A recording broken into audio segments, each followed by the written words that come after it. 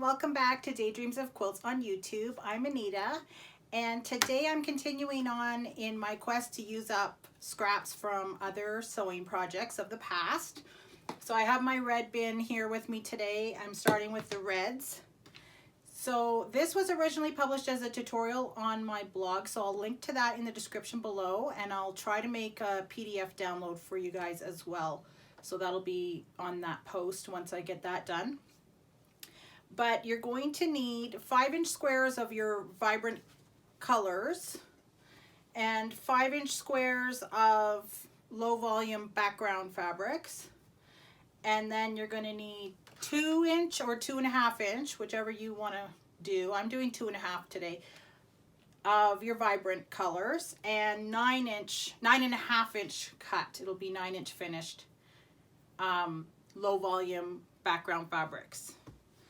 So I'm going to get started with the reds today because I'm doing a rainbow quilt and it's going to transition diagonally across the quilt to make, you know, rainbow stripes sort of on the diagonal. So it'll end with purple at the bottom corner. So I'll get started and we'll show you how to put these blocks together. They're very easy.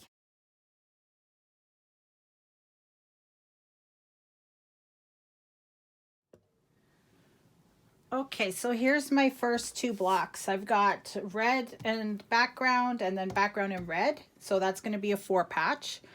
And then I'm going to sew these down in the 4 corners of the 9.5-inch background square. So, and this one you can see is missing a corner. I'll just put that towards the inside of the block. No, sorry, I'll put that towards the outside of the block. And then when I sew across the diagonal and trim that off, it doesn't even matter, and I'll be flipping this out. And so that little missing corner is not a problem. If you have any weird edges in your scraps, just put them towards the outside because they're going to get cut off anyway. And then the good edge, just have that so that when we flip it out, it's making a nice square corner.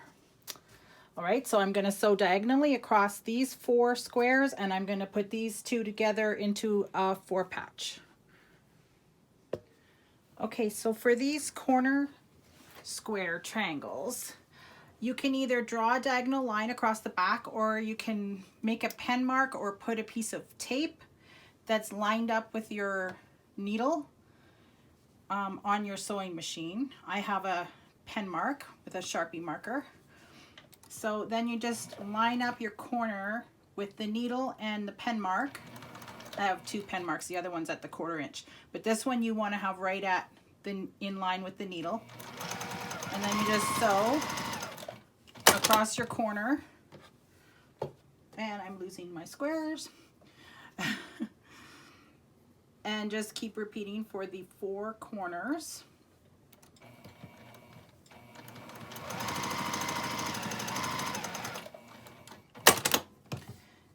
And then we're going to trim these a 1/4 inch from the seam line and flip our corners out and press towards the corner. Press our seam allowance towards the corner.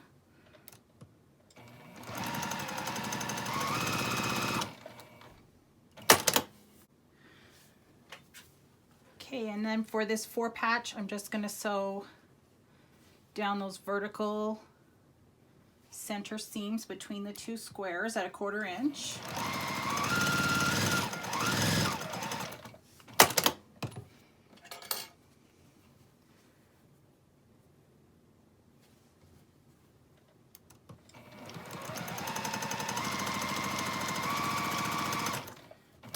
Okay, and then I'm just going to go over to the ironing board and press the seam to the dark side, so the darker red.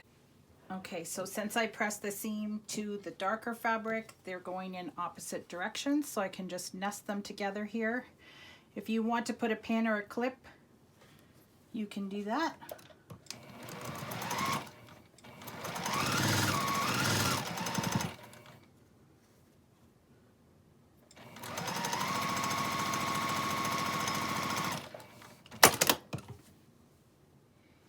Okay, so there's my 4-patch. I'm just going to press this seam down to the bottom.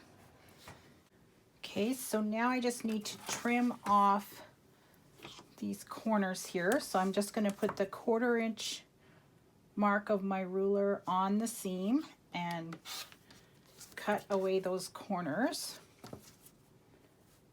And then I just need to press those corners, press the seam allowance out towards the corners on the back side of the block. And then this block will be done.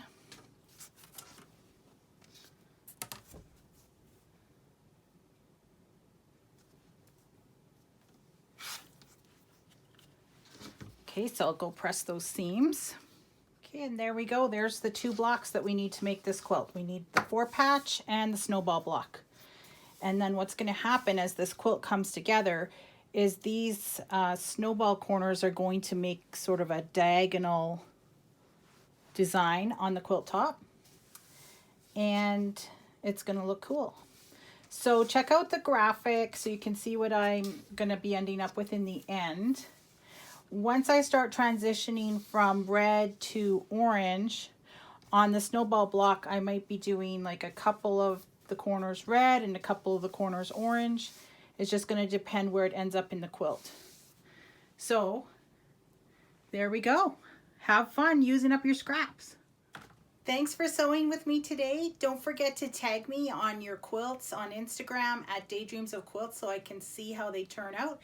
And check out that blog post to get an idea of what the finished quilt could look like and get some written instructions on how to make this quilt.